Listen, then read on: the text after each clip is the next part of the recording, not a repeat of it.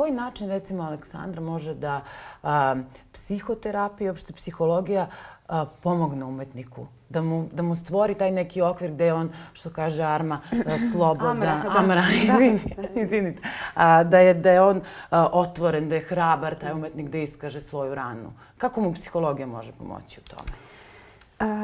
Kompleksno pitanje, nimalo jednostavno i mislim da ne postoji uopšten odgovor, ali nije jednostavno. Nadam se da možemo da diskutujemo na kraju krajeva i zajedno na tu temu. U smislu zavisi dosta naravno od socijalno-kulturološkog konteksta gde umetnik postoji, gde umetnik stvara. Mislim da je socijalni kontekst isto važan aspekt individuacije. Individua se razvija i u sociokulturološkom kontekstu. Ako pogledamo danas naše stanje u društvu, vrlo možemo da govorimo i da diskutujemo da li je jednostavno biti umetnik danas u ovom društvu, ali opet sad zavisi od individualnih karakteristika. Upoznala sam ljude koji su toliko u tom kontekstu autentični da prosto ne prave kompromise, jer im je umetnost izraz njihovog cijelog bića. A može da se desi da imamo i stvarno talentovane ljude koji pod pritiskom sredine, možda čak i porodičnog konteksta, u zavisnosti kako i sama porodica, pa da ne pričam transgeneracijski kako se nekad posmatra umetnost, sve te poruke naravno takođe utiču.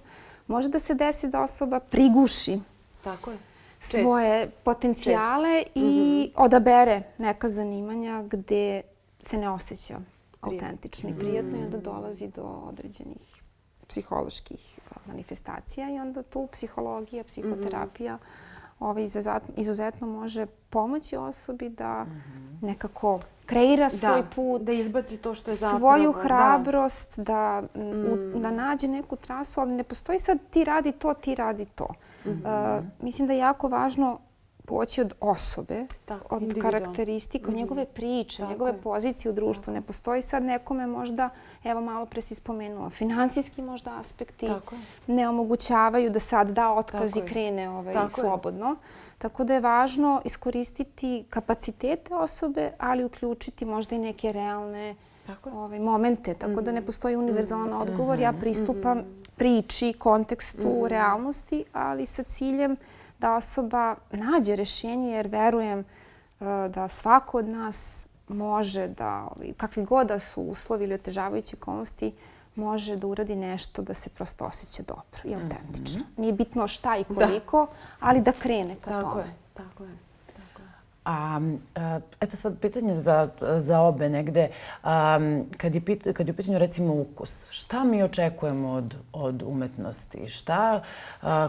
Šta mi dobijamo od nje? Koja je ta povezanost između umetnosti i društva?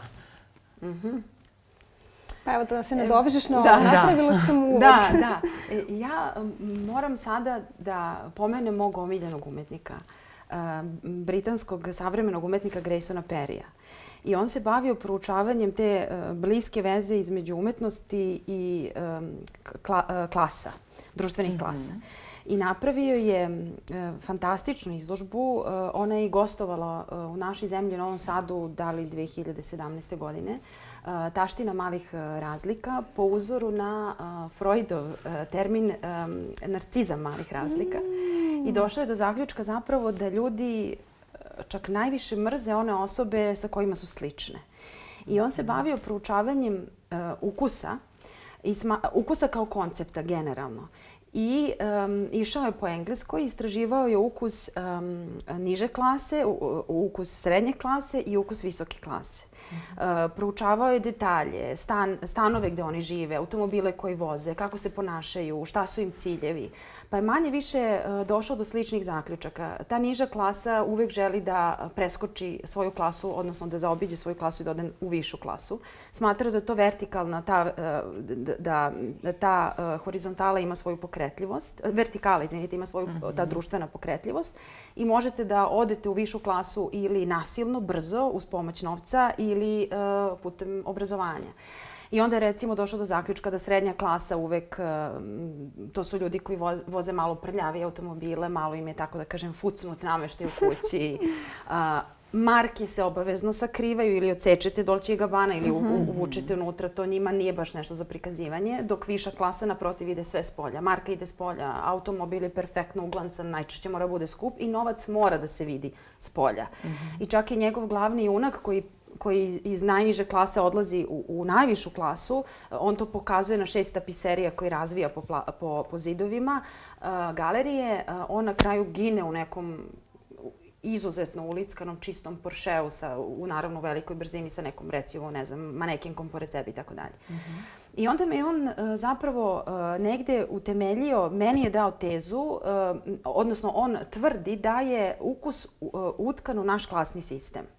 I onda sam ja počela da proučavam posle njegove izložbe ovo oko sebe u našoj zemlji i došla sam zapravo do neke varijante zaključka da možda ne samo da je utkan u društveni sistem, možda se i gradi u društvenom sistemu i da se zapravo ukus možda vezuje pre za klasu iz koje potičemo, nego za, ja sam uvek ukus negde vezivala za čoveka, za psihologiju, za karakter, međutim sve se to formira upravo u klasi.